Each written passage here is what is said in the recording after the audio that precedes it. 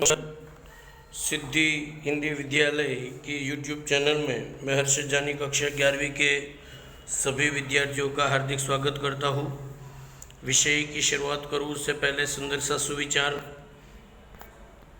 कि जो रहता है हमेशा मेहनत के साथ किस्मत कभी नहीं छोड़ती उनका हाथ। इसी सुंदर से सुविचार के साथ आइए मिलकर 1 मिनट के लिए माता सरस्वती को भी याद कर लेते हैं।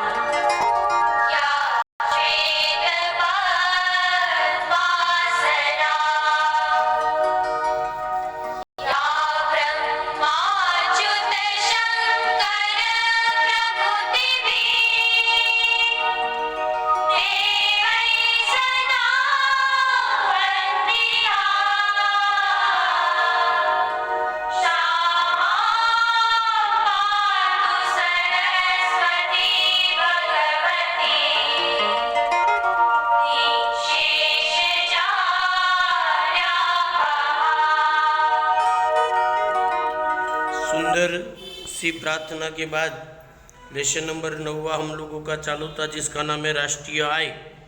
राष्ट्रीय आय के अंतर्गत हमने बहुत सारे मुद्दों की जानकारी प्राप्त कर ली थी। उसके अंतर्गत हमने खर्च पद्धति, आय पद्धति वगैरह के बारे में देखा था। अंतिम टॉपिक हम लोगों ने देखा था खर्च पद्धति, और खर्च पद्धति के अंतर्गत महत्वपूर्ण जो घटक है उसमें उपयोग खर्च, पूंजी निवेश खर्च, सरकारी खर्च, शुद्ध निर्यात खर्च और राष्ट्रीय आय में न गिने जाने वाले खर्च वगैरह मुद्दों की जानकारी हमने प्राप्त कर ली थी। अब तीसरा जो मुद्दा है वो है राष्ट्रीय आय की गणना में उत्पन्न होने वाली कठिनाइयाँ। तो उससे कठिनाई की शुरुआत करूँ उससे पहले राष्ट्रीय आय की गणना में उत्पन्न कठिनाई को थोड़ा समझ लेते हैं। तो देखो, पहला मुद्दा आप लोग देखो किताब के अंतर्गत के व्यक्तियों के खर्च का कोई आधारभूत आंकड़ा नहीं मिलता, इसलिए इस पद्धति द्वारा राष्ट्रीय आय की गणना करने में काफ़ी मुश्किल का सामना करना पड़ता है, क्योंकि व्यक्ति कितना खर्च करता है रोजाना दैनिक जीवन में उसका कोई आधारभूत प्रमाण नहीं है।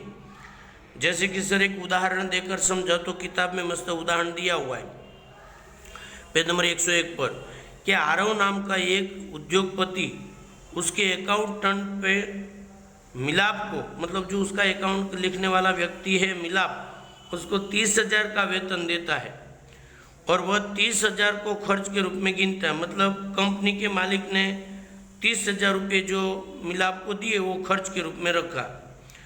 अब मिलाप जो है वो अपने घर पर साफ सफाई हेतु खुशबू को 3,000 रुपये देता है और उसे वो खर्च के रूप में मतलब लिखकर देता है। तो वास्तव में खर्च कितना हुआ? 30,000 प्लस 3,000 बराबर 33,000। अर्थात राष्ट्रीय आय की गणना हेतु ऊपर की पद्धतियों में से देश कोई भी पद्धति अपना सकता है। अगर प्राप्त जानकारी और आंकड़े सही हो तो किसी भी पद्धति से राष्ट्रीय आय की गणना की जाए या राष्ट्रीय आय की माप एक समान आएगी। लेकिन कठिनाई को छोड़कर अगर गिना जाए तो उदाहरण के रूप में उत्पादन पद्धति से राष्ट्रीय आय की गणना करके खर्च पद्धति द्वारा उसकी सच्चाई की जांच, मतलब आय पद्धति से, खर्च पद्धति से या तो उत्पादन पद्धति से, तीनों के द्वारा आप मतलब एक दूसरे की क्रॉस चेकिंग भी कर सकते हैं। विकासशील देशों के लिए उत्पादन पद्धति, तो विकसित देशों के लिए आय पद्धति अधिक अनुकूल मानी जाती है। राष्ट्रीय आय की माप की गणना करने में जो कठिनाई है वो कठिनाई का आगे का जो टॉपिक है वो आप लोगों के सामने है कि भारत में 1954 में केंद्रीय सांख्यिकी संस्था अर्थात CSO सेंट्रल स्टैटिस्टिकल ऑर्गेनाइजेशन नामक जो संस्था है, उस संस्था ने 1999-2000 के आधार को वर्ष मानकर आय की गणना होती है। परंतु राष्ट्रीय आय की गणना करते समय कई प्रकार की समस्याएं सर्जित होती है।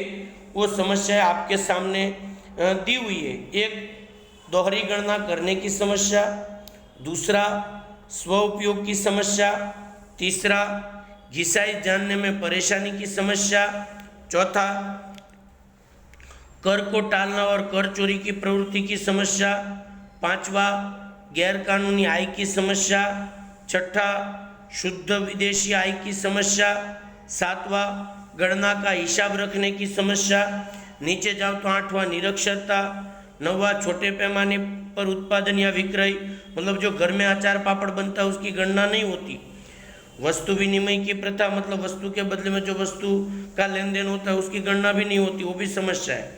और एक से अधिक व्यवसाय में जुड़े हुए लोगों को कैसे गणना में लिया जाए वगैरह समस्या CSO सेंट्रल स्टैटिस्टिकल ऑर्गेनाइजेशन नामक संस्था के द्वारा बताई है। मतलब राष्ट्रीय आय की गणना करने में कौन कौन सी समस्या, दोहरी गणना की समस्या, स्व उपयोग की समस्या, घिसाई जानने में परेशानी, कर को टालने की और कर चोरी की समस्या, गैरकानूनी आय, शुद्ध विदेशी आय की समस्या, गणना का हिसाब रखने की समस्या, निरक्षरता की समस्या, छोटे पैमाने पर उत्पादन का विक्रय, वस्तु विनिमय प्रथा की समस्या, एक से अधिक व्यवसाय में जुड़ने वाले लोगों की समस्या वगैरह वगैरह वगैरह।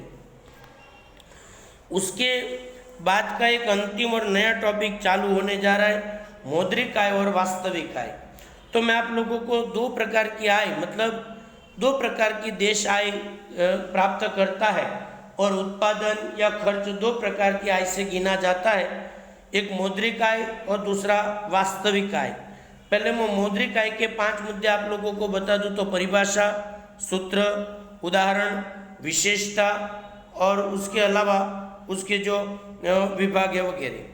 तो पहले मौद्रिक आय के अंतर्गत जाओ तो उसकी परिभाषा देखो किताब में दी है कि जब चालू भाव पर अर्थात वर्तमान भाव पर राष्ट्रीय आय की गणना की जाए, चालू भाव या तो वर्तमान भाव पर राष्ट्रीय आय की गणना की जाए तो उसको मौद्रिक राष्ट्रीय आय कहते हैं।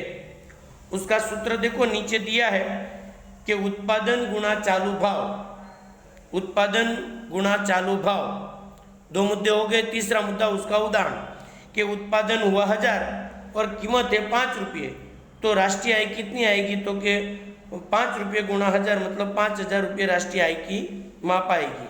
मतलब परिभाषा हो गई, सूत्र हो गया, उदाहरण हो गया। अब उसकी विशेषता में पूरा कि वर्ष दौरान उत्पादित तमाम वस्तुओं के उत्पादन को वस्तु के बाजार भाव के साथ गुणा करने पर जो आय प्राप्त होती है उसे मौद्रिक राष्ट्रीय परिभाषा वापस आई। परंतु मौद्रिक आय वास्तविक आय नहीं है, मौद्रिक आय है वो वास्तविक आय नहीं। यदि किसी वर्ष का उत्पादन पिछले वर्ष का है, मतलब उसमें कौन सी समस्या रह जाती है कि अगर अगले वर्ष का उत्पादन इसमें गिना जाएगा तो 2 बार गणना हो जाएगी, जिससे व्यवस्थित उदाहरण हमें प्राप्त नहीं होगा। उसकी असर क्या होगी, लास्टवां मुद्दा कि प्रजा के जीवन स्तर में कोई प्रकार की वृद्धि नहीं होती है। मतलब 5 मुद्दे परिभाषा, सूत्र, उदाहरण, विशेषता और असर। परिभाषा आपको बता दी कि जब चालू भाव पर गिना जाए तो वो मतलब मौद्रिक राष्ट्रीय आय माना जाता है। दूसरा सूत्र, उदाहरण आपको मन से लिखना है, विशेषता और लास्ट में उसकी असर। इसी तरह से आगे का मुद्दा है वास्तविक राष्ट्रीय आय। उसकी परिभाषा के आधार वर्ष के भाव पर या तो स्थिर भाव पर यदि देश की राष्ट्रीय आय की गणना की जाए तो उसको वास्तविक राष्ट्रीय आय कहा जाता है। उसका सूत्र देखो मैंने नीचे लिखा है कि उत्पादन गुणा स्थिर भाव, तीसरा उसका उदाहरण, चौथा उसकी विशेषता। विशेषता क्या लिखोगे कि वास्तविक राष्ट्रीय आय देश की सही आर्थिक स्थिति दर्शाती है। मतलब आपको 5 मुद्दे इसके अंतर्गत लिखने हैं, एक परिभाषा, दूसरा सूत्र, 4 मुद्दे लिखने हैं, दूसरा सूत्र, तीसरा उदाहरण। सूत्र आप लोगों को लिखना हो तो लिख लीजिएगा कि उत्पादन गुणा स्थिर भाव, और उदाहरण मन से लिखिएगा कि उत्पादन 5000 और स्थिर भाव अगर 10 रुपये तो 5000 गुणा 10 रुपये करोगे तो 10,000 रुपये, या तो 10 से कम 10 जितना गुणा होता है उसके हिसाब से आपको उसका उदाहरण लिखना रहेगा। इस प्रकार से आप किसी भी राष्ट्रीय आय को मौद्रिक आय के द्वारा या वास्तविक राष्ट्रीय आय के द्वारा माप सकते हो। इस प्रकार अंत तक को वीडियो को देखने के लिए आप लोगों का बहुत बहुत धन्यवाद। यदि वीडियो आपको पसंद आता है तो इसको लाइक, सब्सक्राइब और शेयर करना ना भूलें। और वीडियो से रिलेटेड यदि कोई भी जानकारी चाहिए तो मेरे नंबर पर फ़ोन करके आप जानकारी प्राप्त कर सकते हो। बहुत बहुत धन्यवाद। जय हिंद, जय भारत, वंदे मातरम। धन्यवाद।